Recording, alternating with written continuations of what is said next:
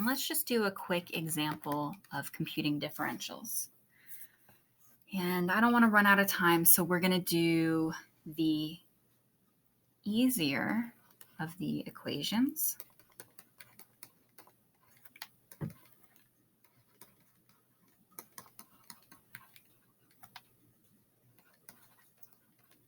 All right. Oh, and it happens to be one with 3 variables, but the derivatives are easier.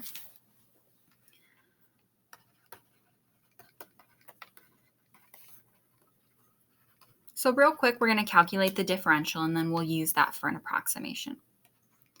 So d sub f, I'm going to get by taking the partial derivative with respect to x, thinking about change in x, partial derivative with respect to y, thinking about change in y, and partial derivative with respect to z, thinking about change in z. So partial derivative with respect to x of this equation is 6x squared. Partial derivative with respect to y is 20y cubed. Partial derivative with respect to z is minus 6.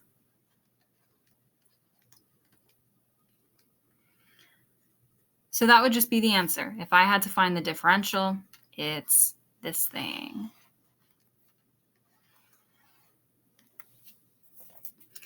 And then this depends on x, y, and z. So we can ask ourselves,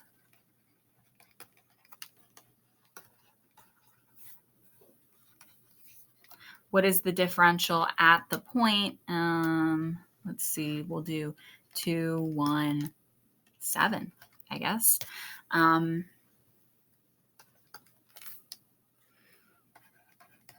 we just have to plug in these values for x, y, and z. So 6x squared is 6 times 2 squared dx. 20y cubed is 20 times 1 cubed dy. Picked that so I wouldn't have to cube any other number. And then minus 6 becomes minus 6 dz. Just a quick note, if I had had like an x in this term, I would have just had like an extra 2 in that term. It's just a coincidence that the partials of this function don't depend on the other variables, but you just plug them in anywhere you see them, regardless of which dx, dy, or dz they're attached to. So this gives me 6 times 4 is 24 dx plus 20 dy minus 6 dz. All right. That's a bad line. Slightly better. And this might be kind of like a silly thing to try and do, but it leads us into the real reason we want to practice using differentials, which is for approximation.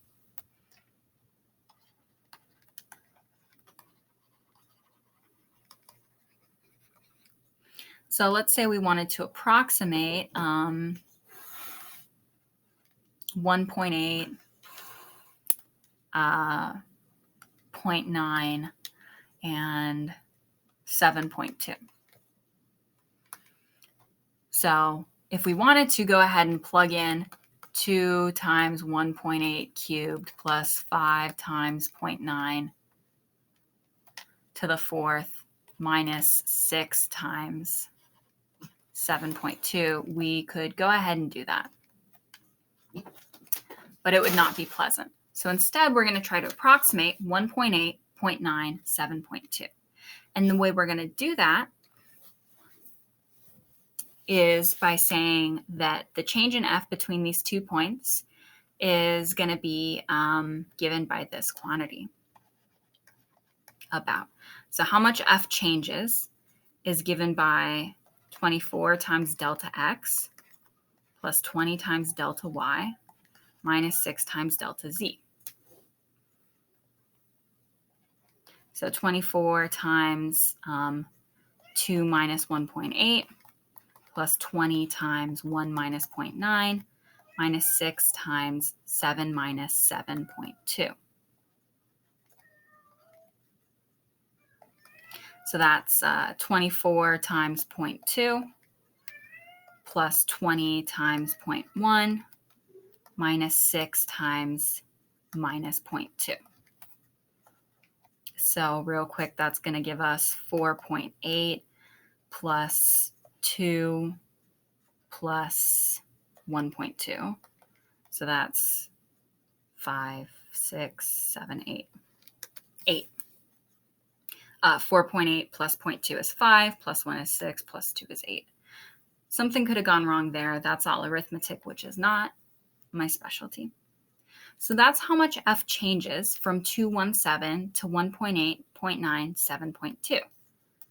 So f at 1.8, 0.9, 7.2 is about f of 217 plus delta f. And f of 217 is 2 times 2 cubed plus 5 times 1 to the 4th minus 6 times 7. That's that part. And plus delta f is plus 8. That's that part. So that's minus 42 plus 5. 2 times 2 is 4, times 2 is 8, times 2 is 16. Let's just check that. 4 times 4 is 16. Okay, so this is 21 minus 42 plus 8. 21 plus 8 is 29 minus 42, which is 13 equals minus 13.